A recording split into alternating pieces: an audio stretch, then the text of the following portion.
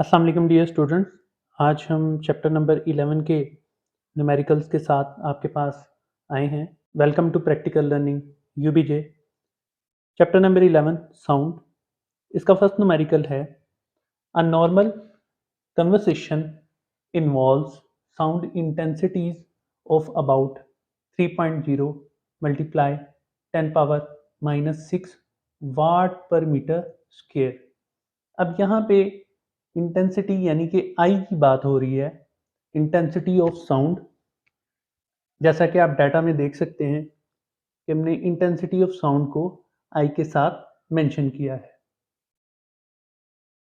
Further, what is the decibel level for this intensity, यानी कि हमें L minus L naught intensity level find करना है in decibel dB.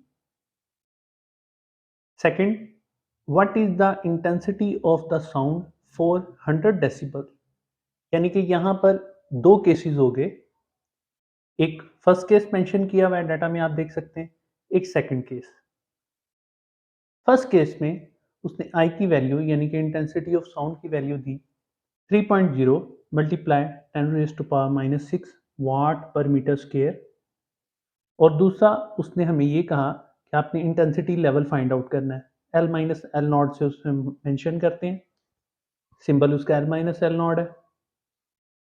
यहाँ पर एक वैल्यू हमने मेंशन की है, intensity of faintest sound I Nord.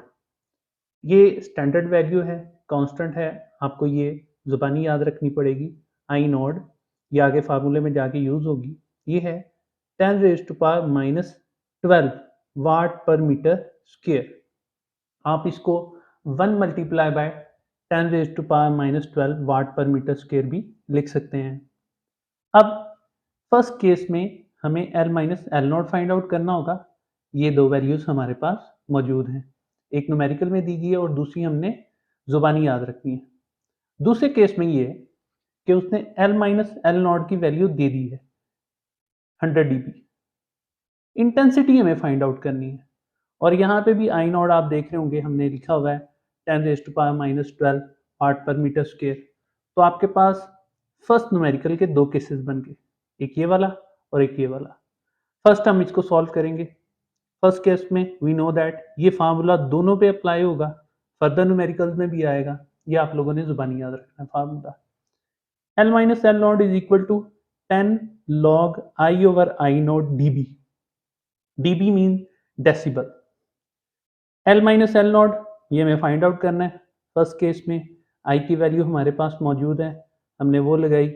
I not की वैल्यू मौजूद है, वो लगाई। आगे dB साथ चलता रहेगा। डियर स्टूडेंट्स, जो डिनोमिनेटर में 10 की पावर -12 थी, वो जब ऊपर की तरफ न्यूमरेटर में आएगी तो ये बन जाएगी 10 की पावर 12। ये आप मैथ के चैप्टर नंबर 2 के अंदर 9th क्लास में आप कर चुके हैं कि एक्सपोनेंट्स को किस तरह से सॉल्व किया जाता है। अब अगले स्टेप में ये +12 और ये -6, जब बेसिस सेम हो तो पावर्स आपस में ऐड हो जाती हैं। यहाँ पे वो रूल अप्लाई होगा, 12 + 6 और 6 माइनस का है तो 12 में से 6 जाएगा, बाकी बचेगा आपके पास 6।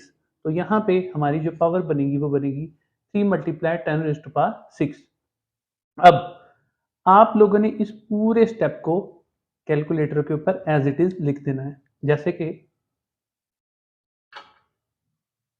10 log bracket start 3 multiply 10 raise to power 6 bracket close equal press करेंगे तो आपके पास 64.77 आ गया। 64.77 जब राउंड ऑफ होगा तो ये बन जाएगा 64.8। तो ये आपका फर्स्ट केस सॉल्व हो गया इन डेसिबल। आप इसकी वैल्यू को दोबारा नोट कर सकते हैं यहाँ से। डियर स्टूडेंट्स, अब हमने सेकंड केस में इंटेंसिटी फाइंड आउट करनी है और हमें गिवन है sound intensity level L minus L not, जिसकी वैल्यू है 100 dB। इंटेंसिटी हमें आई फाइंड आउट करनी है और आई नॉट स्टैंडर्ड वैल्यू है, कांस्टेंट वैल्यू है, ये हमने खुद यहाँ पे लिखी है, वो है 10⁻⁻12 वाट पर मीटर स्क्वायर। अब वही फार्मूला दोबारा यूज करेंगे, L minus L nought is equal to 10 log I over I nought dB। 100 dB L minus L nought यहाँ पे हमें गिवन है। ये dB और ये dB आपस में कैंसिल हो गए, ये 10 इस साइड पे आएगा इस 100 के साथ, फर्दर सॉल्व होगा, कैंसिल होने के बाद ये 10 रह जाएगा और i और यहाँ पे आई नॉट की वैल्यू हम पुट कर चुके हैं। अब हमें इसको सॉल्व करना होगा इन टर्म्स ऑफ लॉग। दोनों साइडों पे एंटी लॉग लिया, एंटी लॉग ऑफ 10, इस लॉग के साथ ये एंटी लॉग आपस में क्या हो जाएंगे, कैंसिल। यहाँ पे रह जाएगा i ओवर 10⁻⁻12 और एंटी लॉग ऑफ 10 आप ले सकते हैं कैलकुलेटर के साथ इजीली। शिफ्ट दबा के आपने लॉग का बटन प्रेस करना है, ये 10 लिखा आएगा, इसका मतलब होता है एंटी लॉग, और एंटी लॉग आपने लेना है यहाँ पे 10 का। इक्वल प्रेस किया, ये आपके पास आ गया 1 मल्टीप्लाई 10 की पावर 10, यानी कि 1 मल्टीप्लाई 10⁻10 आप यहाँ पर लिख सकते हैं, और इसके इक्वल होगा i ओवर 10⁻⁻12। ये अब जो वैल्यू है ये दूसरी साइड पे जाएगी, आगे फर्दर सॉल्व होगी। आप यहाँ पर देख सकते हैं कि ये 10⁻⁻12 इस साइड से मूव होके इधर आ गई, लेकिन अब ये देखें अब इसकी साइन चेंज नहीं हुआ, ये -12 है तो -12 ही रहेगी। क्यों? उसकी वजह ये थी कि वो पिछली वैल्यू में सेम साइड से ऊपर की तरफ गई थी, इसमें ये क्रॉस आई है। जब क्रॉस आती है तो फिर उसके बाद इसकी जो खास तौर पे पावर होती है वो चेंज नहीं होती। 10 और -12 आपस में सॉल्व होंगे, बेसिस सेम है, पावर ऐड हो जाएंगी, आएगा आपके पास -2, क्योंकि 12 के साथ माइनस लगा हुआ है, तो बड़ी जो पावर होती है उसके साथ जो साइन होता है वो आता है, तो इसलिए यहाँ पे आएगा 10⁻⁻2 वाट पर मीटर स्क्वायर। अब आप इसको साइंटिफिक से नॉर्मल नोटेशन में भी कन्वर्ट कर सकते हैं, आपके पास जो आंसर बुक के अकॉर्डिंग रिक्वायर्ड हो आप वो वहां से सॉल्व कर सकते हैं। स्टूडेंट्स, फर्स्ट न्यूमेरिकल हमारा सॉल्व हुआ, अब आते हैं हम अपने सेकंड न्यूमेरिकल की तरफ। जैसे ही आप फर्स्ट न्यूमेरिकल को सॉल्व करेंगे आपको पता चल गया होगा कि इंटेंसिटी ऑफ साउंड को वो मेंशन कर रहा है आई के साथ, इंटेंसिटी लेवल को वो मेंशन कर रहा है एल माइनस एल नॉट के साथ, और जो फेंटेस्ट साउंड की इंटेंसिटी है उसको वो स्पेशल करेक्टर आई नॉट के साथ शो कर रहा है। अब यहाँ पे सेकंड न्यूमेरिकल में इजीली डाटा आप लिख सकते हैं इसी वैल्यू के हिसाब से। इफ एट अनारकली बाजार Lahore intensity level of sound, अब यहाँ पे लेवल ऑफ साउंड की बात कर रहा है तो इट मीन ये है L minus L nought 80 dB, 80 dB आ गया। What will be intensity of the sound there, I find out करना है, वो आपने मेंशन कर दिया, और आई नोड आपको पता है 10⁻⁻12 है वाट पर मीटर स्क्वायर, ये आप लोगों ने जुबानी याद करना है। तीन ही चीजें आपको मेंशन की हुई हैं, फार्मूला आ गया, फार्मूले में वैल्यूज लगानी शुरू कर देंगे हम। आप देख सकते हैं यहाँ पे 80 dB 10 log I over I not की वैल्यू है यहाँ पे हमारे पास 10 रेज टू पावर -12 dB। अब ये dB इस dB के साथ सॉल्व हो गया, 10 रेज टू पावर -12 है, ऊपर आई मेंशन किया हुआ है। अब आप इसको सॉल्व करना शुरू करेंगे सेम पिछले न्यूमेरिकल वाला मेथड, ये 10 इधर आ गया, कैंसिल हुआ, 8 रह गया, एंटी लॉग लेंगे, इसके साथ लॉग एंटी लॉग 8 आ जाएगा, ये एंटी लॉग इसके साथ सॉल्व होके खत्म हो जाएगा। जैसा कि आप देख सकते हैं हम एंटी लॉग ले रहे हैं, 8 8 का एंटी लॉग लिया, वो आपके पास इस तरह से है, या आप इसको इस तरह से भी मेंशन करते सकते हैं साइंटिफिक नोटेशन के हिसाब से 1 मल्टीप्लाई 10 रेज टू पावर 8, क्योंकि अगर आप इसमें नोट करेंगे तो इसके आगे आप नोट कर सकते हैं जीरोस कितने हैं, 1 2 3 4 5 6 7 8, 1 के आगे 8 जीरोस हैं, तो 10 रेज टू पावर 8 बन गया। इसी तरह से ये एंटी लॉग इस लॉग के साथ कैंसिल हो गया, 1 ओवर 10 रेज टू पावर -12 ये आपके पास आ गया। इसके बाद वही procedure same, 10 raise to power 8 है, 10 रेज टू पावर -12 है, सॉल्व होंगी 12 में से, 8 जाएँगे, -4 रह जाएगा। अच्छा, अगर आपको ये स्टेप भूलता हो, तो आप इसको कैलकुलेटर से भी सॉल्व कर सकते हैं। किस तरह से?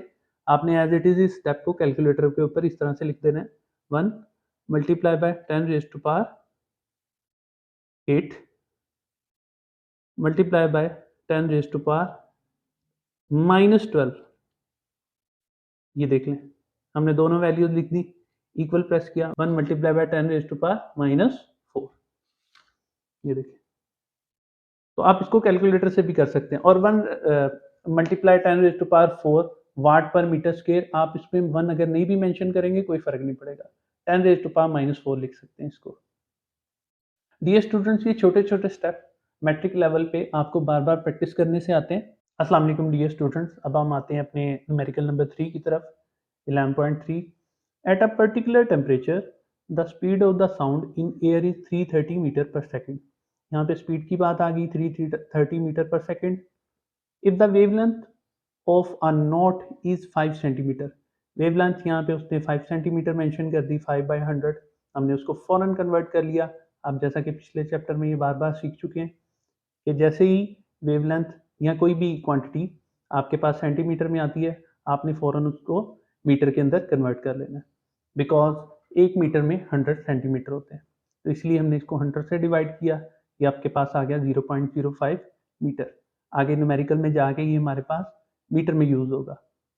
कैलकुलेट द फ्रीक्वेंसी, अब आपने फाइंड आउट क्या करना है, frequency of the sound wave. तो आप लोगों को याद आ रहा होगा, हमने फर्स्ट चैप्टर के अंदर भी, यानी कि जो हमारा simple harmonic motion and waves का चैप्टर था, उसमें हमने इस तरह के बहुत सारे न्यूमेरिकल किए हैं जहाँ पे हमें फ्रीक्वेंसी या वेवलेंथ या स्पीड फाइंड आउट करनी होती थी v is equal to F lambda की मदद से। दूसरी यहाँ पे एक और चीज़ वो आपसे एक एक्सप्लेनेशन पूछ रहा है, is this frequency in the Audible range of the human ear. क्या जो जवाब आएगा आपके पास फ्रीक्वेंसी का, वो ह्यूमन ईयर की ऑडिबल रेंज के अंदर होगा।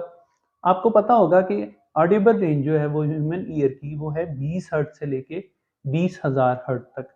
तो पहले इसका आंसर फाइंड आउट करते हैं, फिर ये देखते हैं कि क्या आपका जो जवाब आया है वो इस रेंज के अंदर आ रहा है।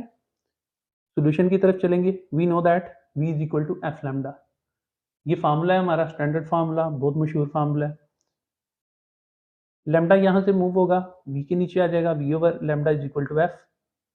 F will be equal to v over lambda. v की वैल्यू आपके पास है 330, लैम्डा की वैल्यू आप कन्वर्टेड यहाँ पे ऐड करेंगे 330 बाय 0.05। अब इसको कैलकुलेटर के साथ सॉल्व करके देखते हैं इसका जवाब क्या आता है। डियर स्टूडेंट्स, हमारे पास फ्रीक्वेंसी का जो फार्मूला बन रहा है अकॉर्डिंग टू वैल्यूज वो बन रहा है 330 बाई 0.05। अब हम इसको सॉल्व करते हैं, 330 डिवाइडेड बाय 0.05, तो ये आपके पास आ रहा है 6600। 6600 आपने यहाँ पे मेंशन किया, हर्ट्ज में आएगा क्योंकि फ्रीक्वेंसी है। तो फ्रीक्वेंसी यहाँ पे आप इसको साइंटिफिक नोटेशन में लिख सकते हैं, पॉइंट यहाँ पे लगाया, आगे 3 वैल्यूज हैं, 10 रेज़ टू पावर 3 हर्ट्ज। अब ये 6600 जो है ये 20 से लेके 20,000 के दरमियान है, तो आप आंसर ये लिखेंगे, yes it is in the range. Hint यहाँ पे मैं मेंशन कर रहा हूँ, human ear Audible frequency range जो होती है वो होती है 20 हर्ट्ज से लेके 20,000 हर्ट्ज तक। तो आप यहाँ पे जो आप रीज़न देंगे उसमें आप ये भी मेंशन कर सकते हैं और यस आपने ज़रूर लिखना है, तब आपका जाके आंसर कंप्लीट होगा। याद रखिएगा स्टूडेंट, ये यस लिखना, हर्ट्ज लिखना, यूनिट लिखना, सिंबल लिखना, इन सारी चीज़ों के न्यूमेरिकल के अंदर अलग-अलग नंबर होते हैं। आप लोगों को 5 मार्क्स का न्यूमेरिकल आता है और 4 मार्क्स का आपका लॉन्ग क्वेश्चन होता है। तो 5 मार्क्स अगर उन्होंने ज़्यादा एक नंबर रखा हुआ है, तो वो इन्हीं चीज़ों की वजह से रखा हुआ है। अक्सर स्टूडेंट ये शिकवा करते हैं कि हम पेपर पूरा करके आते हैं, मार्क्स पूरे नहीं मिलते, तो स्टेप्स के नंबर काटे जाते हैं। अब चलते हैं हम अपने न्यूमेरिकल नंबर 4 की तरफ। स्टूडेंट्स, ये वो न्यूमेरिकल है जो पेपर में बार-बार आया है। चैप्टर नंबर 2 के जितने भी न्यूमेरिकल्स हैं, उनमें से one of the most important numerical 11.4 है और बहुत ही आसान है, और पिछले चैप्टर में भी एक न्यूमेरिकल था, उससे ये मिलता-जुलता है। 11.4, a doctor counts 72 heart beats. यहाँ पे नंबर आगे, काउंट्स आगे 72, एन हमने लिखा 72 हार्ट बीट्स। एक डॉक्टर है वो काउंट कर रहा है नब्ज से, उसकी पेशेंट की हार्ट बीट्स आ रही हैं 72। कितनी देर में? In 1 minute. 1 minute converted into seconds will be 60 second. Calculate the frequency. अब आपने फाइंड आउट क्या करना है? Frequency and the period of the heart beat. बहुत ही आसान न्यूमेरिकल है और आप लोगों की फिंगर टिप्स पे होगा ये। फ्रीक्वेंसी फाइंड आउट करने के लिए, टाइम पीरियड फाइंड आउट करने के लिए कोई प्रॉब्लम नहीं होगा। फ्रीक्वेंसी क्या है? N over T. ये फार्मूला आप पहले यूज कर चुके हैं। टाइम आपके पास 60 सेकंड है, नंबर ऑफ हार्ट बीट्स आपके पास 72 है।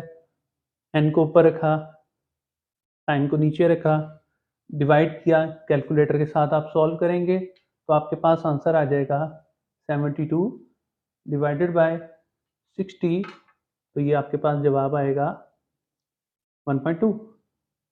इंतहा ईजी। इसके बाद ये आप पिछले चैप्टर में भी बहुत दफ़ा कर चुके हैं, time period in terms of frequency. Just आपने क्या करना है, T is equal to 1/f, value put की, वैल्यू पुट करने के बाद आपने सॉल्व करना है 1 डिवाइडेड बाय 1.2, और ये देखें ये आपका आंसर आ रहा है 0.83333, राउंड ऑफ करके 83, 0.83 सेकेंड्स आपका टाइम पीरियड आ गया। डियर स्टूडेंट्स, न्यूमेरिकल नंबर 11.5, ये 3 न्यूमेरिकल हैं जो एक जैसे आ रहे हैं, 11.5, 11.6, 11.7। तीनों में इको का यूज़ है और उसकी वजह से सेम तकरीबन मेथड है इनका। अ मरीन सर्वे शिप, एक फौजी बहरी जहाज है जो चक्कर लगा रहा है समंदर के, sends a sound wave straight to the sea bed. अब वो एक, उससे एक साउंड प्रोड्यूस होती है और वो साउंड जाके सीधी पहुंचती है डाउन टूवर्ड्स द समंदर की तह की तरफ, यानी कि सी बेड, समंदर की बिल्कुल जो नीचे वाली तह होती है वहां पे जाके उसकी आवाज पहुंचती है। It receives an echo 1.5 second later. अब एक इको साउंड गूंज आती है वापस 1.5 सेकेंड में, यानी कि उसको जाने में और वापस आने में टोटल टाइम लगा है 1.5 second. The speed of the sound in sea water is 1500 metre per second. अब यहाँ पे हमारे पास v आ गई और यहाँ पे दूसरा हमारे पास t आ गया। Find the depth of the sea at this position. हमने s फाइंड आउट करना है, टोटल डिस्टेंस उस शिप से लेके जो समंदर के ऊपर तैर रहा है वहां से लेके हमने समंदर की जो तय है वहां तक हमने इसका डिस्टेंस फाइंड आउट करना है। अब स्टूडेंट्स, इस फर्स्ट न्यूमेरिकल को अगर हम समझ लेंगे तो अगले दोनों न्यूमेरिकल हमारे लिए आसान हो जाएंगे। यहाँ पे हमने टी मेंशन किया 1.5 सेकेंड जो उन्होंने न्यूमेरिकल में बताया। अब यहाँ पे हम एक रीजन मेंशन कर रहे हैं, due to echo of sound we use half of the time, so T is equal to 1.5/2। हम हाफ टाइम क्यों यूज कर रहे हैं? क्योंकि ये जो टाइम है ये है साउंड के जाने का, डेप्थ तक और फिर वापस आने का। अगर हमने टोटल डिस्टेंस फाइंड आउट करना है, फॉर एग्जाम्पल यहाँ पे मैं एक शिप बना रहा हूँ, यहाँ से ये साउंड नीचे जा रही है, ये समंदर है, ये डेप्थ है, यहाँ से लेके जाने तक और फिर वापस आने तक टोटल टाइम आपके पास लगा है 1.5 सेकेंड। अगर ये टोटल टाइम 1.5 सेकेंड लगा है तो फिर सिर्फ यहाँ से लेके यहाँ तक का फासला फाइंड आउट होगा इसके हाफ टाइम से। इसीलिए यहाँ पे हम हाफ टाइम यूज कर रहे हैं जो कि है 1.5/2। तीनों न्यूमेरिकल्स में ये सेम एक ही टेक्निक यूज होगी, तो कोई प्रॉब्लम नहीं है। 1.5 को हम डिवाइड करते हैं 2 के साथ, t is equal to 0.75 second.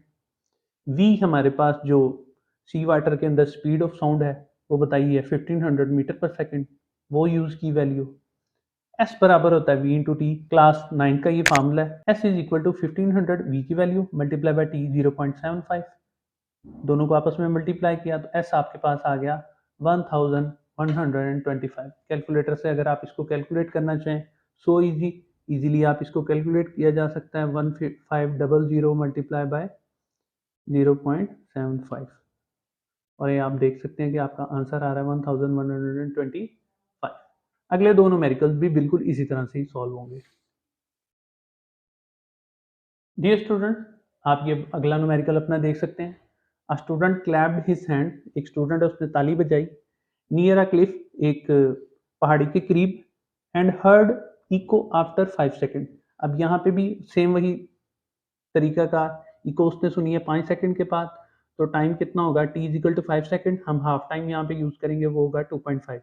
5 का हाफ करेंगे 2.5 सेकेंड रह जाएगा। Distance, what is the distance of the cliff from the student.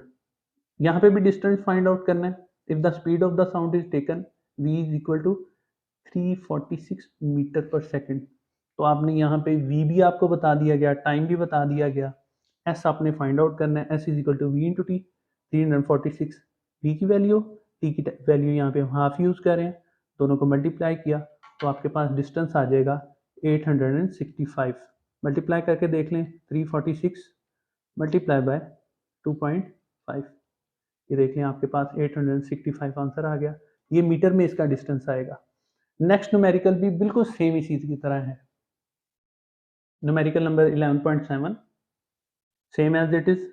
A ship sends out ultrasound that returns from the sea bed and is detected after 3.42 second. एक ultrasound send की एक ship से, वो सी bed के पास गई, फिर वापस आई, यानी कि समंदर की तह में गई, वापस आई कितनी देर में, 3.42 सेकेंड में। उसका हाफ यूज करेंगे, सेम रीजन देंगे। और यहाँ पे हमारे पास जो जिस टाइम के मुताबिक हमने न्यूमेरिकल सॉल्व करना है वो आ रहा है 1.71, 3.42 का half. If the speed of the ultrasound through sea water is 1531 metre per second, what is the distance. यहाँ पे भी डिस्टेंस फाइंड आउट करना है और v की वैल्यू है 1531 मीटर पर सेकेंड। हमने वैल्यू यहाँ पे v की भी लगा ली, t भी हमें जो है वो पता है, तो हमने इसको सॉल्व करना है। तो यहाँ पे हम सोल्यूशन में मेंशन कर देंगे, we know that s is equal to v into t, 1531 multiply by 1.71, half of the time. तो यहाँ पे हमारा डिस्टेंस आ रहा है s is equal to 2618। Same as it is, पिछले दो न्यूमेरिकल्स की तरह सेम वही मेथड इसमें सेम है और इंतहाई आसान न्यूमेरिकल हैं। एक बात याद रखिएगा, जितने छोटे न्यूमेरिकल होंगे उतने ही पेपर पॉइंट ऑफ व्यू से वो इंपॉर्टेंट होंगे।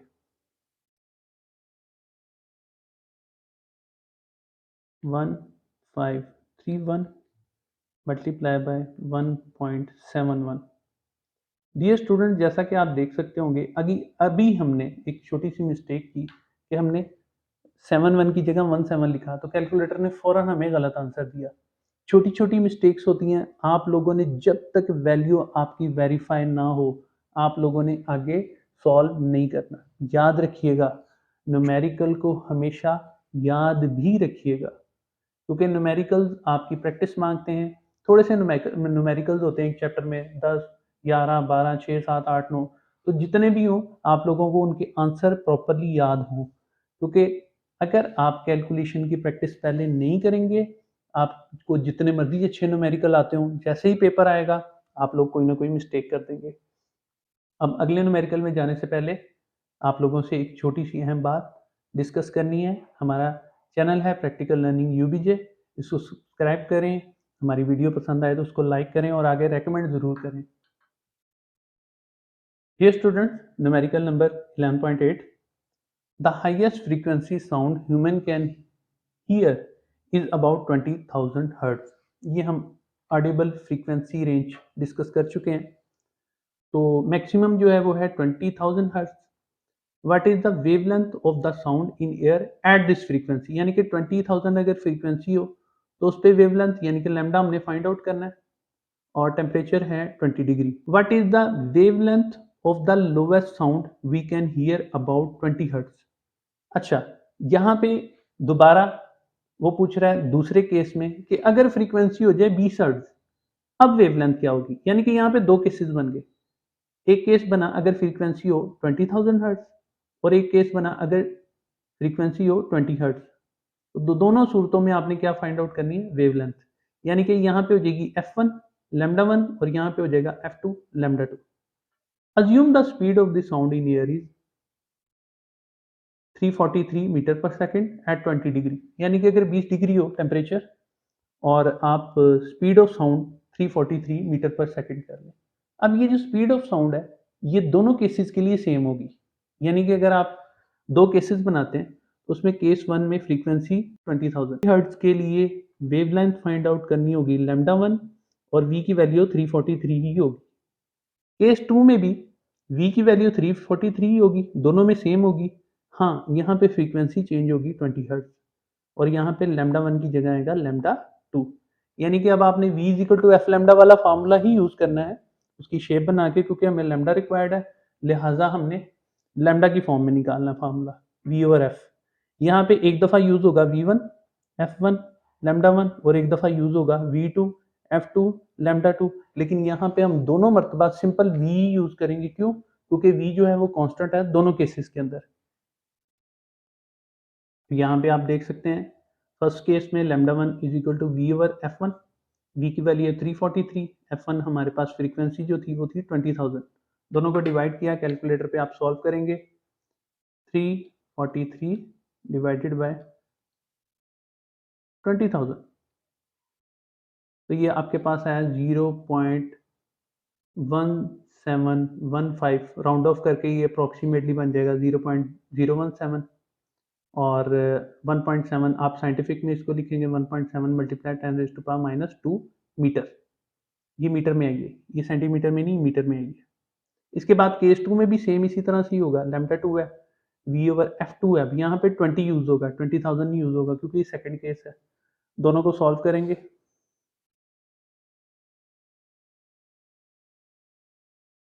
ये आपके पास 17.15 आ गया। तो दोनों केसेस अपनी अपनी जगह पे सॉल्व हो गए। स्टूडेंट, जब आप डाटा को अच्छे तरीके से लिख लेते हैं, अपने न्यूमेरिकल की सेटिंग अच्छे तरीके से कर लेते हैं, तो ऑटोमेटिकली सॉल्व होता है और आपको समझ भी आता है कि उसमें कितने केसेस हैं और किस तरह से सॉल्व होंगे। अब चलते हैं अपने इस चैप्टर के लास्ट न्यूमेरिकल की तरफ। टोटल इस चैप्टर के अंदर 9 न्यूमेरिकल्स हैं। अ sound wave has frequency of 2k hertz. कि आप लोग कंप्यूटर के जो स्टूडेंट्स हैं या इंटरनेट यूज़ करने वाले स्टूडेंट्स जो हैं वो देखते हैं कि कितने के सब्सक्राइबर हो गए, कितने एम सब्सक्राइबर हो गए। तो ये प्रीफिक्सेस हैं, के मीन्स 1000, एम मीन्स मिलियन और उसके अंदर 10 रेज़ टू पावर, इसके अंदर 10 रेज़ टू पावर 3 आती है, उसके अंदर 10 रेज़ टू पावर 6 आती है।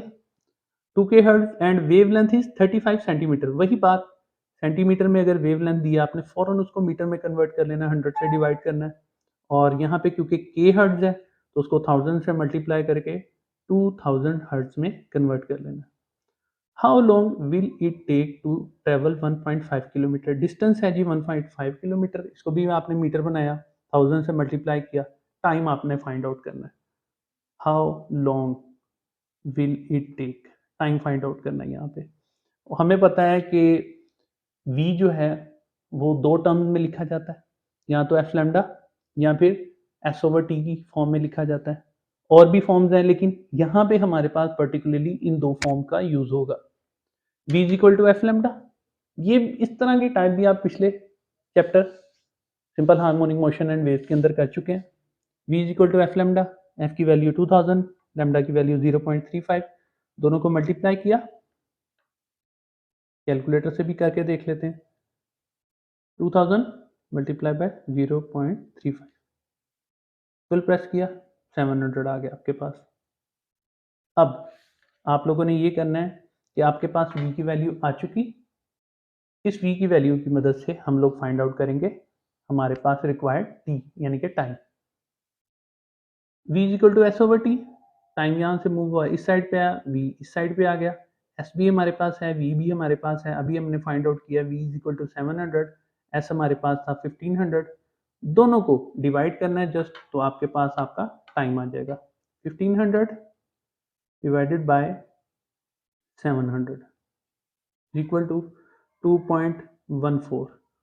तो अप्रॉक्सीमेटली इसको हम जब राउंड ऑफ करेंगे तो 2.1 सेकेंड आ जाएगा। डियर स्टूडेंट्स, मैं उम्मीद करता हूँ कि हम पिछले चैप्टर की तरह इस चैप्टर में आपको न्यूमेरिकल ज़्यादा समझ आए होंगे, क्योंकि अब हमारी प्रैक्टिस होती जा रही है और आप देखा होगा आपने कि सिंपल हार्मोनिक मोशन के बहुत सारे न्यूमेरिकल्स के साथ चैप्टर नंबर 2 के न्यूमेरिकल आपस में कंबाइन है। हमारे वीडियो को पसंद आए तो ज़रूर लाइक कीजिएगा और कमेंट सेक्शन में फ़र्दर अगर आपको कोई क्यूरी हो, कोई क्वेश्चंस हों, तो आप लोग पूछ सकते हैं। हमारे चैनल को भी सब्सक्राइब करें। अपने गिरदोरबा, अपने भाइयों का, अपने बुज़ुर्गों का, अपने बड़ों का एहतराम कीजिए और अपने इर्द-गिर्द के लोगों को इज़्ज़त दीजिए। अल्लाह ताला आपका हामी नासिर हो। अल्लाह हाफ़िज़।